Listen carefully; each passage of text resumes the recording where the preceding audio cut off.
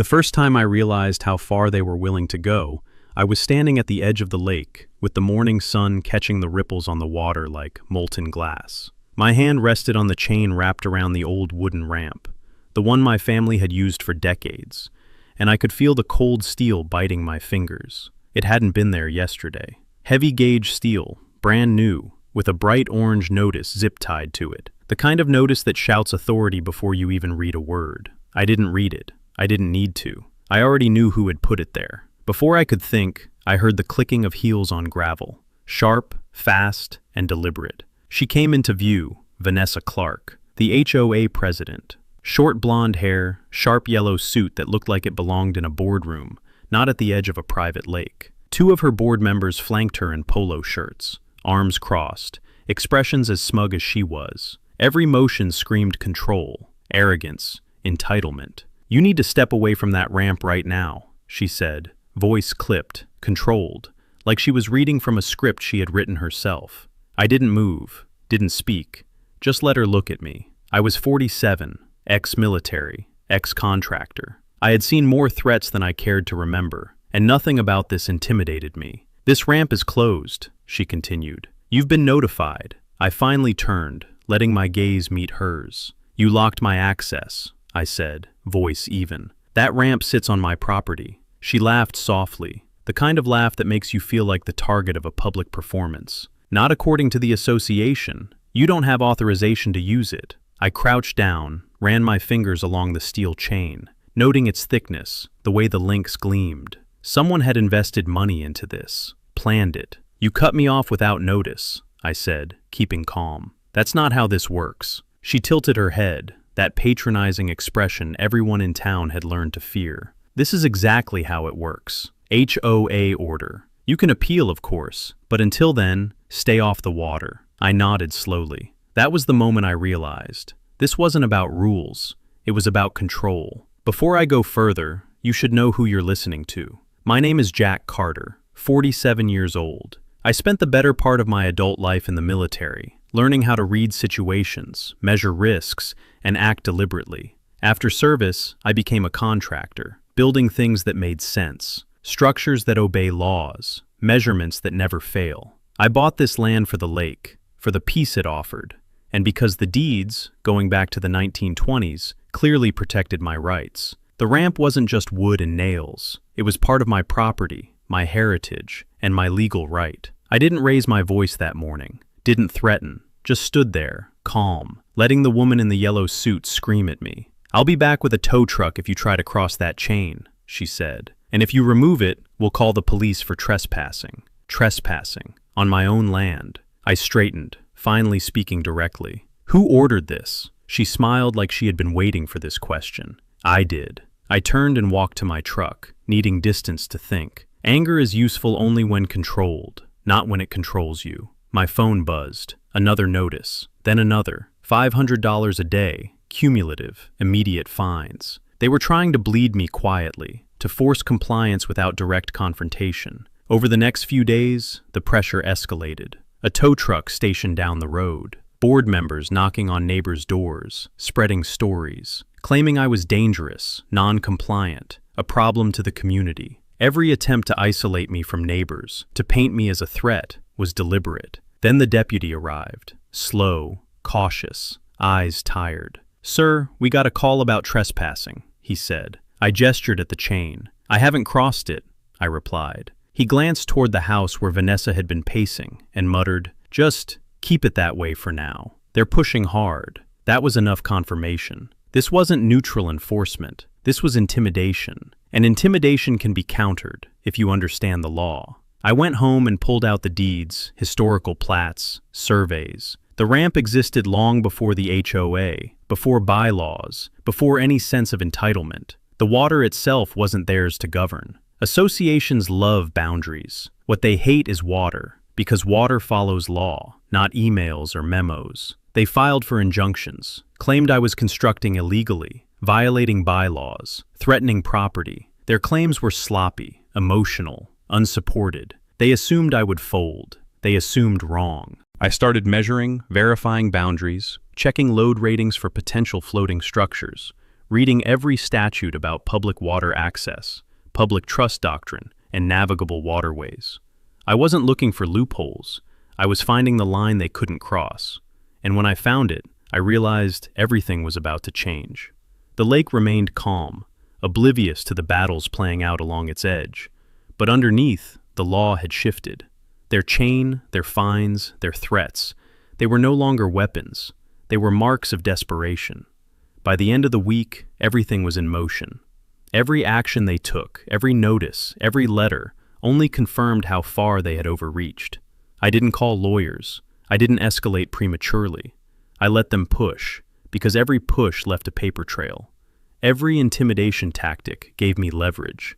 And when the day came to act, the chain wouldn't matter. The ramp would be accessible. The water, as it always had, belonged to those who had legal rights, not to anyone with a clipboard, a yellow suit, and a sense of entitlement.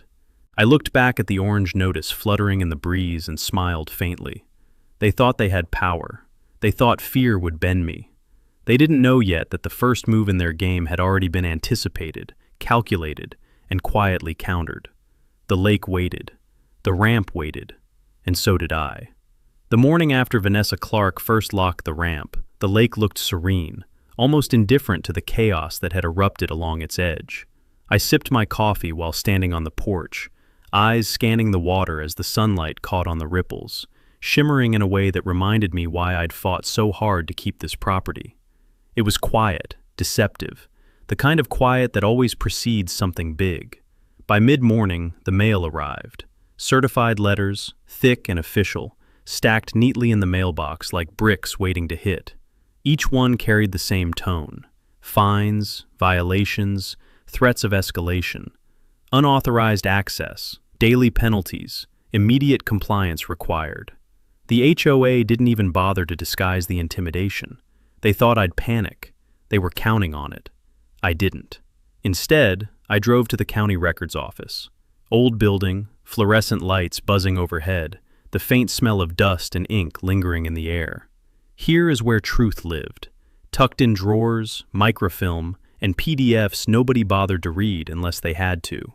I signed in, asked for historical plats tied to my property. The clerk raised an eyebrow. "How far back?" "As far as it goes," I said, calm. Minutes later, I was standing over a table covered with maps dating back nearly a century. Pencil lines marked boundaries, water lines, easements, and the ramp itself, clearly indicated, clearly mine. There were no ambiguities. The HOA's claims of jurisdiction ended abruptly at the water's edge. The legal authority they assumed over the lake didn't exist. I photographed every page, noting dates, references, and markers that would be critical later. Every map told the same story.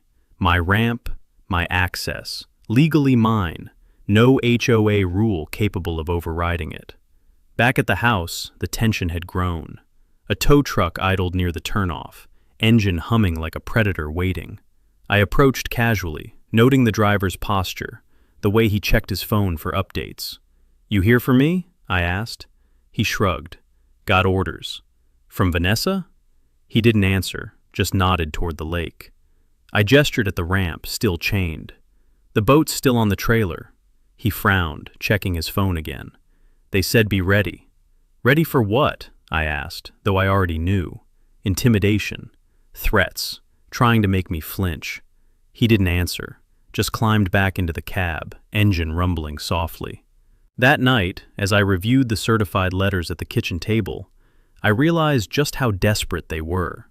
Fines, multiple notices, threats of police involvement, all intended to create urgency, panic, and submission. They believed fear could bend a man into compliance. They underestimated the patience of someone who had built his life around rules, precision, and calculated responses. I called an old marine contractor, someone I'd worked with for years. Not to hire him yet, but to discuss technical possibilities. "What's the cleanest floating system you've installed?" I asked. "Depends who's asking," he replied. "Someone who hates fixed structures and loves compliance," I said. He laughed, low and knowing. "Modular floats, anchored, not attached. Public access compatible if done right."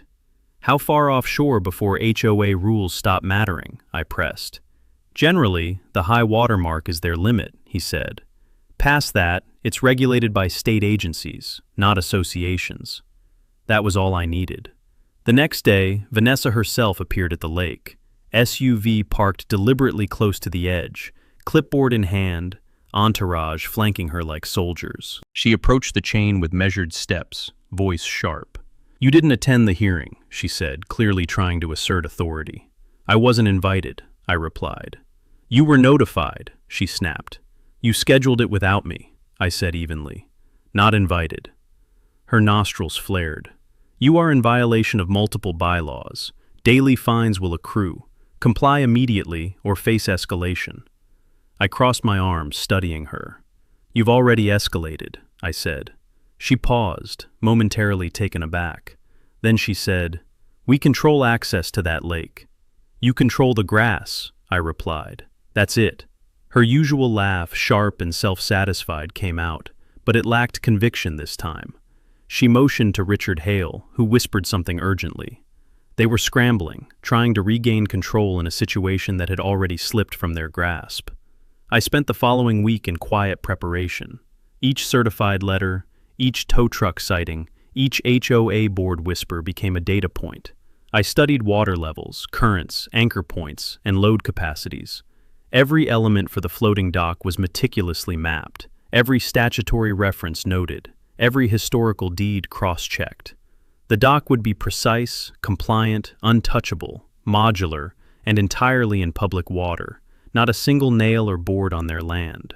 They filed for a temporary injunction, claiming imminent harm, claimed I was preparing unauthorized construction. They had no evidence, no permits, no construction on land. Everything was in the water, outside their reach. Every claim relied on assumptions, not law. I made a call to a local reporter. "Is it true the HOA blocked your water access?" she asked. "Depends who's asking," I said. Then I calmly explained the history, the deed, the legal rights, without accusation, without drama. She paused. "That doesn't sound right." "It isn't," I said simply. When the injunction hearing arrived, I showed up alone. Courtroom smelled of polished wood and the faint tang of authority. Vanessa Clark was there, front row, yellow suit still sharp, posture rigid, trying to project control. Her attorney presented their case methodically, portraying me as a rogue landowner, refusing to comply with community rules. When it was my turn, I handed the judge plats, deeds, and statutory references. I didn't argue emotionally. I pointed. This ramp predates the association. These fines are based on authority that doesn't exist. The water line is governed by state law, not HOA bylaws. The judge reviewed, asked questions. No hostility, just clarification. By the end, the injunction was denied. Not dismissed completely, but denied for lack of jurisdiction. Vanessa's glare made it clear she had never anticipated this outcome. Outside the courthouse, she confronted me. "This isn't over," she said, teeth clenched. "I know," I said. "It's just started." That night, I placed the order, not for lumber or concrete. Modular floats, anchors, and hardware rated for open water, all delivered to a marina 10 miles away. No land touched, no law violated, no mistake left to chance. For the first time in weeks, I felt calm. The lake remained still, reflective, but underneath, the stage was set. Every threat, every fine, every ounce of intimidation from Vanessa Clark had only sharpened the edges of my plan. By the end of the week, the HOA thought they were winning. They thought I was cornered, but patience, preparation, and precise knowledge of the law had given me a power they couldn't touch, and a strategy they couldn't anticipate. And when the dock finally touched the water, anchored, modular, fully legal and accessible, all their authority, every overreach, every ounce of arrogance, would crumble in plain sight. This was no longer a battle of threats. It was a chessboard, and every move they made had been anticipated, countered, and recorded. The public, the law, and the lake itself were on my side, and the first move had already been made. The morning of the injunction hearing, the air felt heavier than usual, thick with tension even before I stepped into the courthouse. I arrived early, truck parked slightly away from the front, observing. The sun was just cresting over the tree line, spilling golden light across the asphalt. Most of the parking lot was empty, except for a few early risers and one lone SUV parked near the entrance. The vehicle's sleek black frame caught my attention immediately, and I knew without looking that Vanessa Clark was already inside. Walking toward the courthouse, I felt the familiar weight of anticipation, the same kind that comes before a critical mission. But this wasn't combat, it was law, evidence, and preparation. Every document I carried had been meticulously reviewed. Plats, historical surveys, deeds, waterline markers, statutory references. I wasn't here to bluff, intimidate, or threaten. I was here to let facts speak louder than her yellow suit ever could. Inside, the courtroom smelled faintly of polished wood and lingering coffee. A few people were seated along the benches, quiet murmurs passing between them. At the front, Vanessa Clark sat poised, clipboard in hand, posture rigid, legs crossed like a queen on a dais. Her attorney, Richard Hale, fidgeted slightly, papers stacked neatly on the desk in front of him. They both exuded confidence, the kind that comes from assuming you're untouchable. The judge entered. The room straightened. I felt the hum of authority and its indifference to human emotion. This was not about fear. This was about evidence. Richard Hale began, his voice calm but firm. He outlined their case: repeated violations, fines accrued, unauthorized access, and purported threats to community safety. He presented charts and letters, meticulously reading from each one, trying to weave a narrative of my recklessness and defiance. His tone was deliberate, almost theatrical. Every inflection meant to imply I was an outlier, a problem to be contained. I waited, listening. My turn was coming. I didn't fidget, didn't pace. I already knew the weaknesses in their story: assumptions, misinterpretations, and overreach. When the judge finally turned to me, I approached the desk deliberately. I laid out the documents: historical plats showing the ramp predated the HOA, property deeds affirming my rights, and state water statutes confirming public access rules. Each piece was precise, clearly labeled, and chronologically arranged. "My name is Jack Carter," I began, voice even. "I own this property. The ramp has existed here for generations. The association's fines are based on authority that doesn't exist. The statutes governing navigable waterways and public access to water clearly place this portion beyond HOA jurisdiction."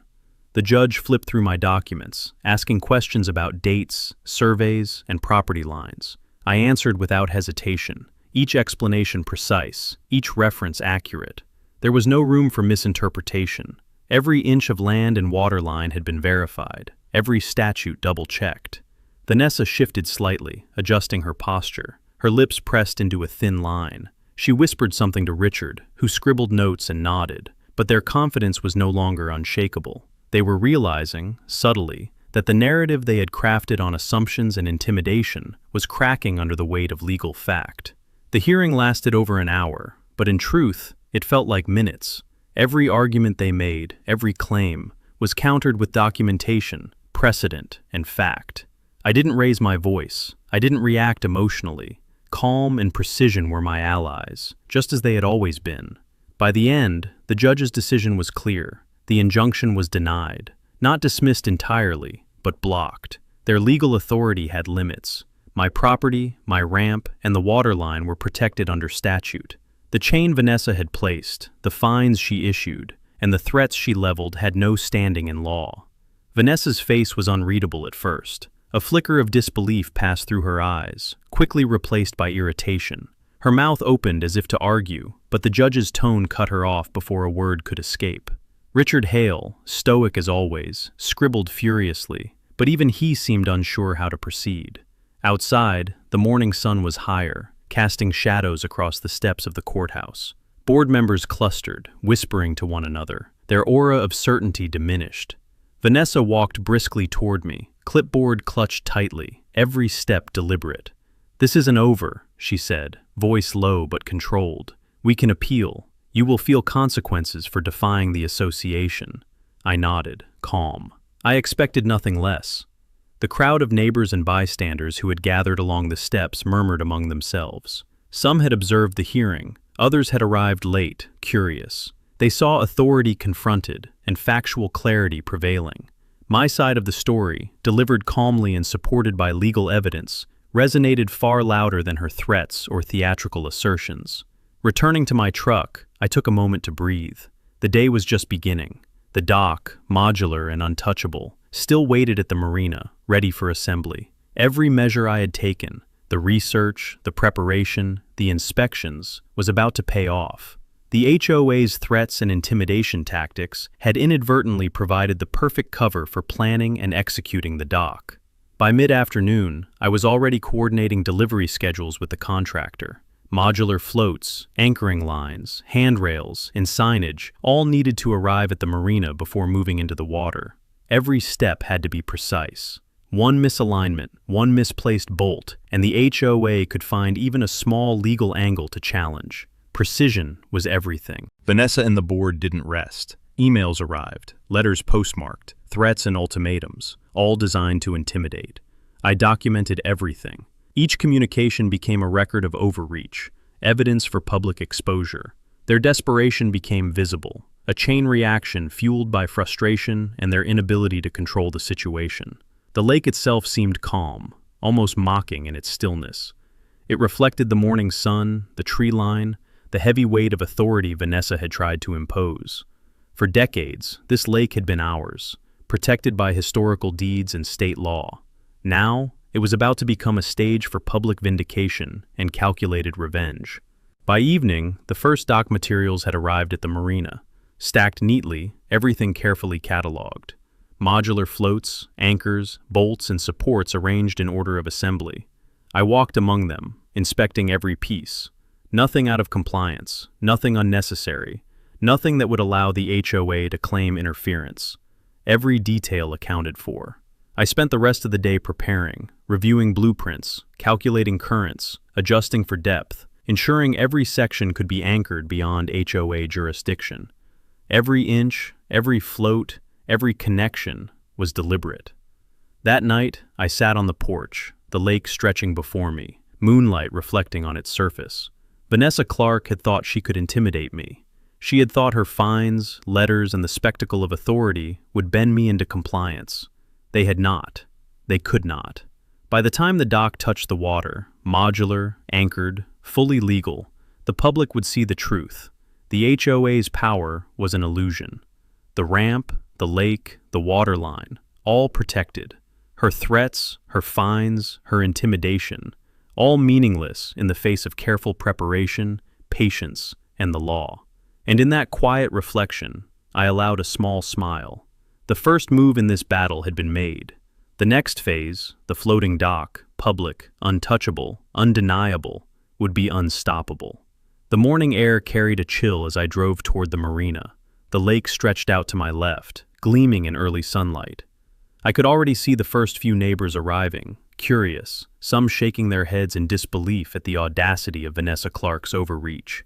A couple of teenagers in kayaks waved from the water, unaware that the story they were witnessing would become the talk of the town. At the marina, the modular floats had been delivered overnight, stacked neatly along the dock, anchors bundled, handrails polished and ready. I walked among them, checking every piece, running my hands along the steel fittings and the float surfaces. Each section had been carefully rated for water weight, each anchor verified against local regulations. Nothing left to chance, every detail accounted for, every measurement precise. Vanessa Clark didn't waste time showing up. SUV parked conspicuously at the marina's edge, clipboard in hand, entourage flanking her like a small army. She scanned the floats and materials with narrowed eyes, muttering under her breath. Richard Hale scribbled notes in a small pad, looking increasingly uneasy. "You shouldn't be here," Vanessa said, her voice sharp, trying to assert authority over a marina she had no jurisdiction over. I smiled faintly. "I'm not on your land. You don't have authority here." Her lips pressed into a tight line. "The association can file for immediate removal. You're still violating community rules." "Community rules don't extend into public water," I said calmly, moving to inspect the floats again. "This is all within state law." For a moment she hesitated. The realization that she couldn't stop me seemed to irritate her visibly. Board members whispered to her, but she waved them off. She wanted control, and the fact that she didn't have any was clearly unsettling. I started assembling the first floats into position. Tow lines attached, handrails set aside, anchors prepped. The process was meticulous, deliberate. Each float clicked into place like a puzzle piece. The marina workers glanced at me curiously but didn't interfere. Everyone had been briefed. Nothing would touch their docks. Nothing would interfere with marina operations. The entire setup remained completely legal. Neighbors started gathering along the edge. Fishermen, boaters, and curious onlookers came closer, some snapping photos with their phones. Whispers spread. Is he really doing it? The HOA can't stop him, can they? Vanessa noticed the crowd forming and tried to regain authority, raising her voice. "You need to stop," she shouted. "Remove those floats immediately. This is unauthorized construction." I didn't respond. I continued to work, measured the angles, checked the anchor depths, confirmed float alignment. Every step had been pre-planned. I wasn't building a dock to defy her. I was building a dock to comply with the law while making her authority meaningless. By mid-morning, the first sections were floating, glinting in the sun, anchored just beyond the high water mark, stable and fully functional. The crowd grew. Children clutched at parents' hands, fishermen adjusted lines, and a few kayaks paddled around the edges to test stability. Vanessa's voice grew shriller, more desperate, but her threats were powerless. Every float, every handrail, every anchor point had been calculated to lie outside HOA jurisdiction. I took a moment to observe her. Her yellow suit, once sharp and commanding, seemed almost absurd against the backdrop of the lake and the floating structure. Board members whispered anxiously, clearly aware that their president had miscalculated. They had assumed fear would bend me. They were discovering, slowly and painfully, that meticulous planning, patience, and knowledge of the law were far more effective than threats. By late morning, half of the dock was assembled. Modular sections clicked into place, floating steadily, anchored firmly. The public could already step onto the completed sections, and the legal compliance of the structure made it untouchable. Vanessa shouted, waved her arms, tried to assert control, but it was too late. The dock existed, the water supported it, and the law protected it. I noticed a deputy drive by, slowing to observe the scene. He didn't speak, didn't intervene, just nodded once before moving on. Silent support was more powerful than any words could have been. It reminded me that those who enforced authority understood its limits. Neighbors began approaching me, questions flowing. "How did you know it wouldn't be illegal?" one asked. "How did you make sure the HOA couldn't touch it?" another said. I explained, calmly and methodically, referencing high water marks, state statutes, and historical plats. The murmurs of approval spread, reinforcing what had already become obvious. Vanessa Clark's authority was failing. By mid-afternoon, the dock was nearly complete. Every modular float anchored, every handrail secured, every public access sign in place. Families stepped onto the dock, testing stability. Kayaks were tied along the sides. Fishermen adjusted their lines. It was fully functional, fully legal, and utterly untouchable. Vanessa Clark's reaction was predictable. She gestured frantically to board members, trying to coordinate a response, but each step she took only highlighted the futility of her position. Her threats, her fines, her letters. They all existed on paper, but they could not alter the reality on the water. Every witness, every neighbor, every curious onlooker saw the dock in operation. Public scrutiny was now actively eroding her perceived authority. By evening, the dock was fully assembled. I stepped back and observed the lake, calm but alive with activity. The modular structure stretched into the water, stable, functional, and legally untouchable. The public could use it freely. Vanessa and her board had no standing to remove it. Every threat they had issued was now meaningless. As the sun began to set, casting long shadows across the water, I allowed myself a small moment of satisfaction. The first phase of the plan had been executed perfectly. The dock was in place, the public had access, and Vanessa Clark, so used to controlling everything with intimidation, realized for the first time that her authority had limits she could not overcome. The water reflected the fading sunlight, calm yet defiant, like it had waited patiently for someone who understood the rules to act. And act I had. That night, standing at the edge of the lake, I knew this was only the beginning. The dock had shifted the balance of power. Every fine, every threat, every attempt to intimidate would be nullified by the combination of law, planning, and public attention. Vanessa Clark's empire of control had been challenged, and the public had witnessed it. Tomorrow, I would refine anchor points, add handrails, and make minor adjustments, ensuring complete stability and maximum visibility.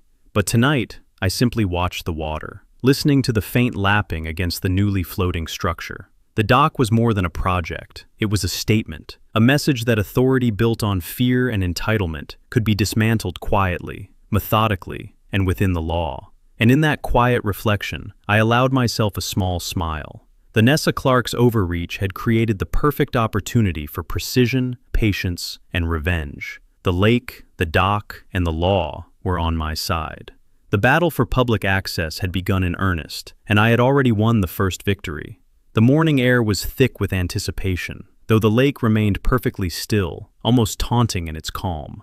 I arrived early, truck carrying tools and final hardware, ready to make last-minute adjustments to the floating dock. The modular sections were already anchored and stable, but fine-tuning was critical. Any wobble, any misalignment, any mistake could give Vanessa Clark a sliver of credibility. I didn't allow mistakes. Precision was my ally. As I approached, a small crowd had already gathered. Neighbors peeked from their docks, kayaks glided along the edge, fishermen adjusted their lines, all watching the construction as if it were theater. Whispers spread. He actually did it. The HOA can't stop him. That dock is amazing. Vanessa Clark appeared shortly after, yellow suit sharp as ever, clipboard in hand, her posture rigid, her face a mixture of anger and disbelief. Board members followed, whispering nervously among themselves. "You're trespassing," Vanessa said, voice tight, controlled. "Remove that dock immediately." I didn't respond. I continued adjusting a handrail, checking anchor depths, aligning the final section with precision. The sunlight glinted on the steel fittings, and I could see her frustration mounting with every measured motion. "You have no authority here," I said finally, calm but deliberate. "This dock is fully compliant. The HOA has no jurisdiction past the high water mark." Her eyes flashed, lips pressing into a thin line. She waved at her board members, trying to rally them, but even they hesitated. It was obvious now that her authority was waning, publicly undermined by the reality of the dock and the attention it had drawn. By mid-morning, I had completed the final adjustments. Every modular float anchored, every handrail secured, signage in place to indicate public access, and every section stable under weight. The dock was fully operational. Families stepped onto it, testing stability, kayaks tied along the sides, fishermen casting lines. Public approval was immediate and tangible. Vanessa's voice grew shriller with each passing minute, but it was drowned out by the hum of life on the dock. I noticed a few reporters arriving, cameras ready. One local station had caught wind of the story, filming the dock, the public enjoying access, and Vanessa pacing along the shore, clearly trying to assert authority without success. The narrative was unfolding exactly as I had anticipated, the public witnessing the collapse of arrogance in real time. Vanessa approached me, clipboard raised. "You're breaking community rules," she said, voice trembling slightly now. "Fines will escalate immediately. Legal action will follow." I looked at her steadily. "Your rules don't apply here. Not to the water, not to the dock, not to public access. Everything is legal, documented, and verifiable." Her expression darkened. I could see the realization dawning that threats and fines, tools she had wielded so effectively before, were powerless. Every document I carried, every reference I could provide, had removed her ability to intimidate. The dock was more than just a structure. It was a statement, a tangible demonstration of preparation, knowledge, and patience triumphing over entitlement. It wasn't just my victory. It was a message to the public, to neighbors, and to anyone watching that power built on fear is fragile. By afternoon, the dock was bustling. Children ran along handrails, kayaks were launched effortlessly, families picnicked on the edges, and fishermen found spots along the stable platform. The local news crew captured every moment, broadcasting live, narrating the story. A homeowner denied access to his own lake builds a fully compliant floating dock, outside HOA jurisdiction, restoring public access. Vanessa's attempts to interrupt the coverage were futile. She gestured frantically, shouted at board members, and waved at the cameras, but the scene was undeniable. Her authority, which had seemed unshakable, had been publicly dismantled. Neighbors approached me individually, some offering thanks, others asking questions about how I had navigated the legal maze. I explained calmly: historical deeds, state water regulations, high water marks, modular float legality. Each explanation reinforced that the dock was untouchable. Every nod of comprehension among the crowd reinforced the growing perception. The HOA's power was gone. I watched Vanessa pacing, clearly weighing her next move. Fines, threats, and letters had failed. Public exposure had neutralized the intimidation tactics she relied on. Every step she took, every shout she let out, only confirmed that she was losing control. By late afternoon, I took a moment to stand at the end of the dock. The lake reflected the sky perfectly, calm and steadfast. Kayaks floated gently, children's laughter carried across the water. Families enjoyed access they had been denied for years. The public had witnessed a shift. The dock wasn't just mine, it was a symbol of lawful reclamation. Vanessa and her board had retreated slightly, though she tried to maintain posture. Richard Hale whispered rapidly, writing something down, but it was clear the board recognized the futility. This wasn't about intimidation anymore. This was public accountability. As sunset approached, the scene became almost surreal. The dock stretched out into the lake, stable, fully operational, completely legal, and packed with families enjoying their restored access. Vanessa Clark stood near the shore, yellow suit glowing in the fading light, clipboard clutched like a weapon she could no longer wield. I walked the length of the dock slowly, checking every anchor, every float, every handrail. Everything was exactly as planned. Every detail ensured the dock could withstand scrutiny, public usage, and any attempt at interference by the HOA. By nightfall, I returned to the shore, observing the dock from a distance. The lake was calm, the water reflecting moonlight, the sounds of people enjoying it fading into the evening. The dock had shifted the balance of power irrevocably. Public access was restored, legal authority had been demonstrated, and Vanessa Clark's overreach had been exposed. The first victory was complete. The dock was more than just wood, steel, and floats. It was the culmination of careful planning, legal mastery, and quiet, deliberate patience. It was undeniable, visible, and untouchable. The HOA had tried to intimidate, coerce, and threaten, but every effort had only highlighted the fragility of their power. That night, as I stood on the shoreline, I felt a rare sense of satisfaction. Vanessa Clark's empire of control had been challenged openly, methodically, and legally. The dock floated silently, a symbol of patience, precision, and law prevailing over arrogance and entitlement. And I knew the next phase of this battle, the final assertion of authority and public validation, was approaching. The lake had been claimed, the dock completed, and the public witness secured. Vanessa's humiliation, subtle but inevitable, was just beginning. The water lapped gently against the anchored floats, rhythmic and steady, as if acknowledging the victory. The dock would remain, stable and lawful, a permanent reminder that preparation and knowledge outmatch fear and authority. The morning fog lay thick over the lake, curling around the tree line like smoke, giving everything a surreal, almost cinematic quality. I parked my truck a short distance from the dock, careful not to draw unnecessary attention. The lake had become a hub of quiet activity. Families and neighbors were already stepping onto the dock, their laughter echoing softly, punctuated by the occasional splash of a kayak. The calm surface belied the storm brewing at the HOA office. Vanessa Clark's SUV appeared along the edge shortly after, cutting through the fog like a yellow lightning bolt in human form. She stepped out, clipboard clutched tightly, hair perfectly styled despite the early hour. Board members fanned out around her, whispering, glancing nervously at the dock, and occasionally glancing at me with a mix of caution and frustration. Her expression was taut with control, but beneath it flickered an unmistakable undercurrent of panic. "You're not authorized to use this dock," she barked, voice slicing through the morning mist. "Remove it immediately. This is a violation of HOA rules." I set down my tools, folded my arms, and watched her, calm, deliberate, and utterly unafraid. "I am fully compliant," I said.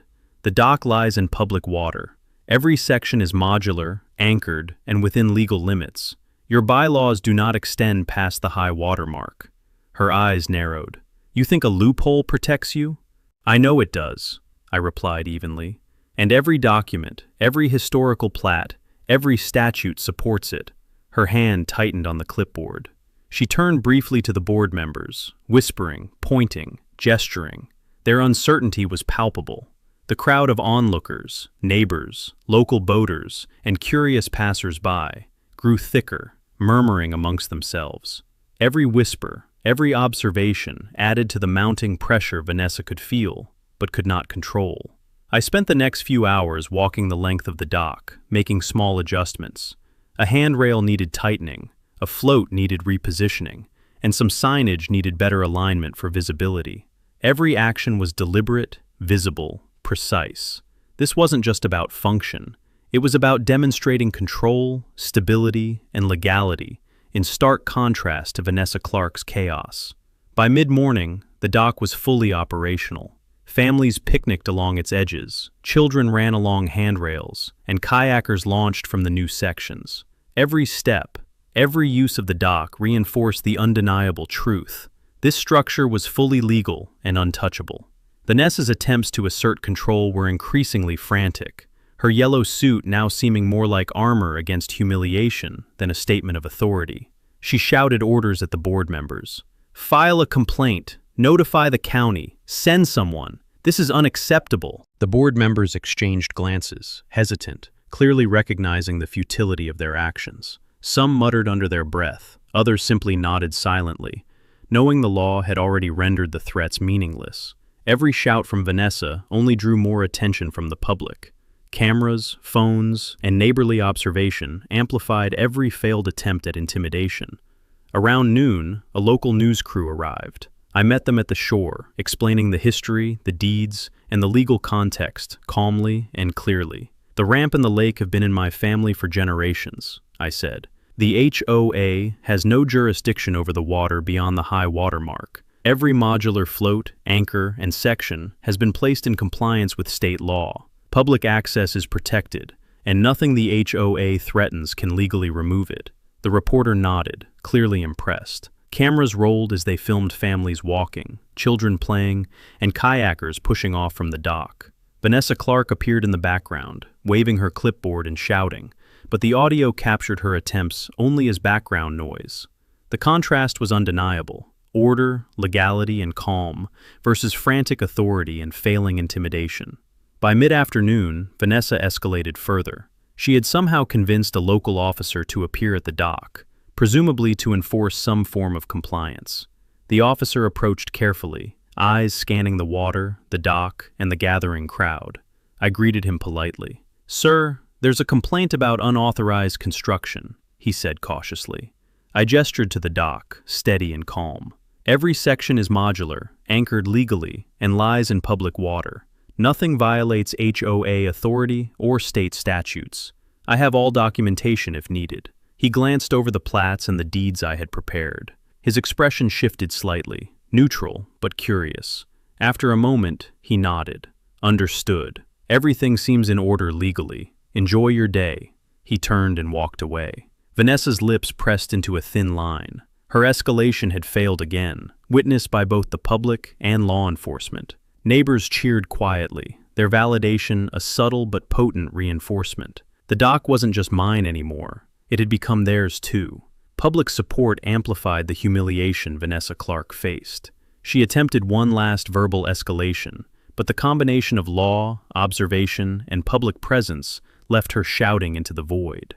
By late afternoon, I focused on minor refinements. Anchors checked, handrails secured, signage aligned perfectly for visibility. Every detail was deliberate, a silent statement of law and preparation, triumphing over entitlement. The dock had transformed from a personal solution to a symbol. It stood as proof that arrogance and overreach could be dismantled quietly, systematically, and legally. Vanessa Clark's frustration was palpable. She paced the shoreline, occasionally shouting, occasionally gesturing, but it was increasingly clear that the public, neighbors, and now law enforcement were on my side, or at least unwilling to support her. Every action she attempted only reinforced her failure. By sunset, the dock was fully operational and bustling with activity. Families picnicked, kayaks floated gently, and fishermen adjusted lines along the edge. The lake, once a quiet reflection of solitude, now hummed with life and activity, all made possible by careful planning and legal precision. Vanessa Clark and her board had no leverage. Every threat, every fine, every attempt at intimidation had been rendered meaningless by facts, preparation, and public visibility. I stood on the shoreline, watching the dock in action, the lake calm beneath the evening sky. A sense of quiet satisfaction settled in. The dock wasn't just a victory for me. It was a public demonstration of law and preparation, prevailing over entitlement and intimidation. As darkness fell, Vanessa and the board retreated, leaving the dock fully functional, fully legal, and publicly visible. The water lapped gently against the floats, rhythmic and persistent, as if affirming the success of meticulous planning and execution.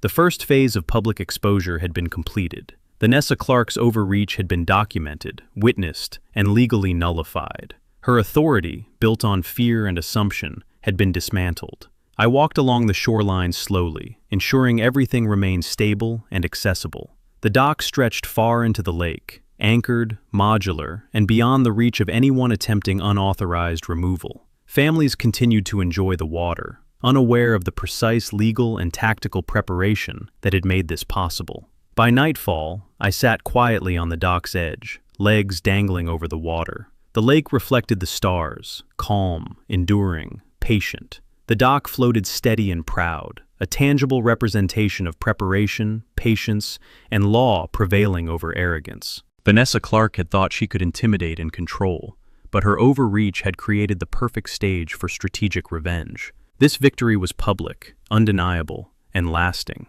The lake, the dock, and the law had aligned, and as I looked out across the water, I knew the final phase, complete public humiliation and validation of authority, was approaching. Vanessa Clark's entitlement had collided with reality, and the consequences were visible for all to witness.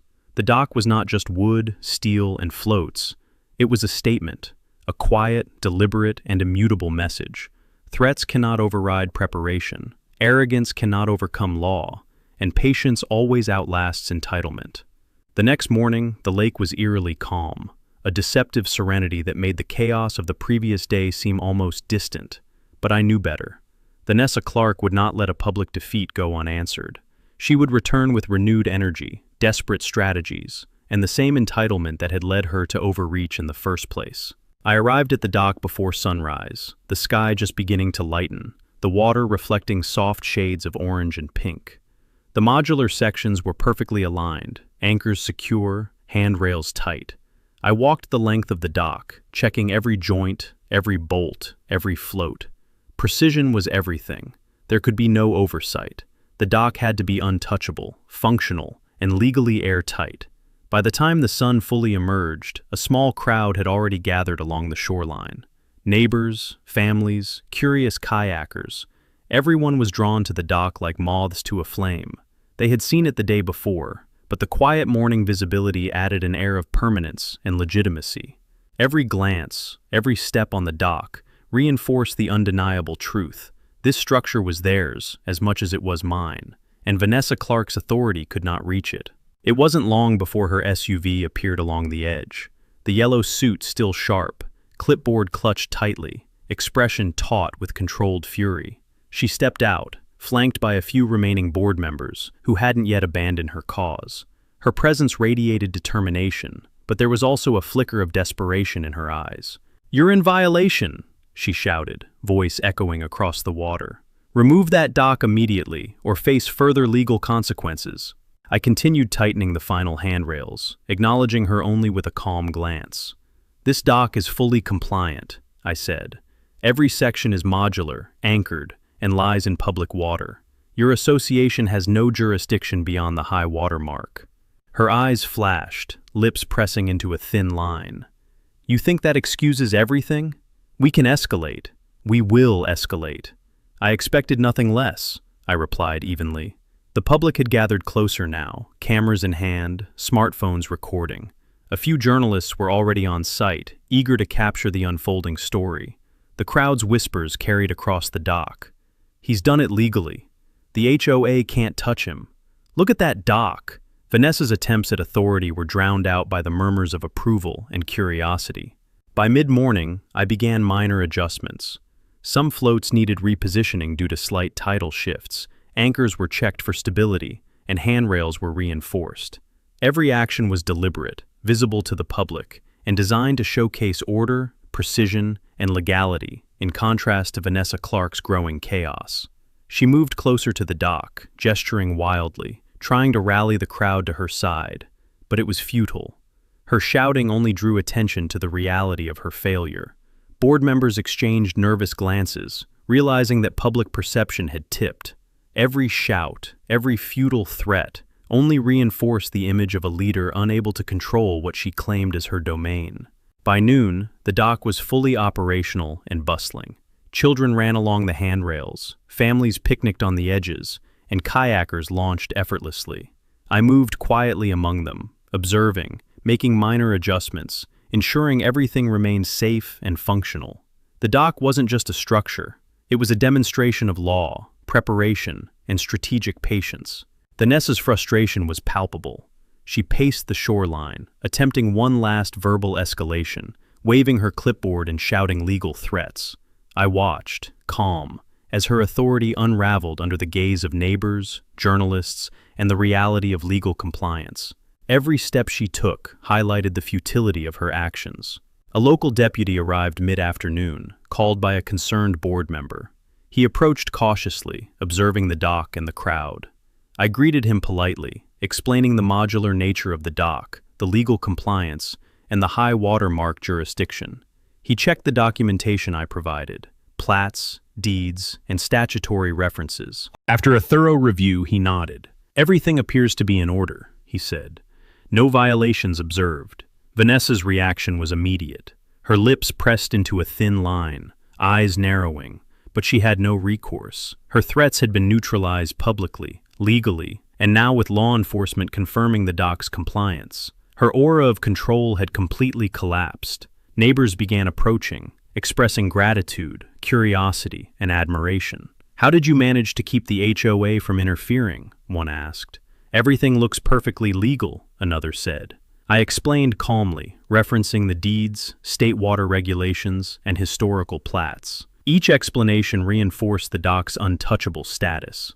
The public support was overwhelming, visible, and undeniable. By late afternoon, the dock had become a hub of activity. Families fished, kayaks floated, and children played along the handrails. Every use of the dock reinforced the truth. The HOA could no longer control access. Vanessa Clark and her board stood along the shoreline, powerless, their authority effectively nullified. Every failed attempt at intimidation only highlighted their impotence. I took a moment to stand at the edge of the dock, observing the water, the public, and Vanessa Clark's increasingly desperate attempts to assert control. The dock was more than just wood and floats. It was a statement, a message that patience, preparation, and knowledge of the law always prevail over arrogance, entitlement, and intimidation. As sunset approached, the dock remained fully functional, fully legal, and publicly accessible. Families packed up, kayaks were secured, and the lake returned to a quieter rhythm.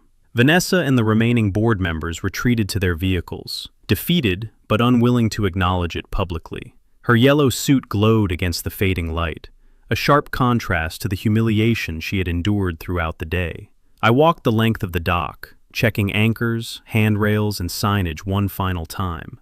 Everything was exactly as planned. Every detail ensured that the structure could withstand scrutiny, public usage, and any attempts at interference from the HOA. The dock was untouchable, stable, and legal, a permanent demonstration of strategic planning and revenge. That night, standing on the dock's edge, I watched the water reflect the stars. The lake remained calm, undisturbed, except for the gentle lapping against the anchored floats. Vanessa Clark's overreach had provided the perfect stage for methodical, calculated revenge. Public exposure, legal compliance, and meticulous preparation had dismantled her authority completely. The dock floated silently, a reminder that knowledge, patience, and law always triumph over entitlement. Vanessa's attempts to intimidate, threaten, and assert control had failed. The public had witnessed the reality, law enforcement had validated it, and the dock remained, stable and untouchable, a symbol of victory. I allowed myself a quiet smile. The first phase of revenge had been executed flawlessly. Public humiliation, legal triumph, and restored access were undeniable. Vanessa Clark's authority had been dismantled in plain sight, and the dock would remain as a permanent testament to patience, preparation, and lawful revenge.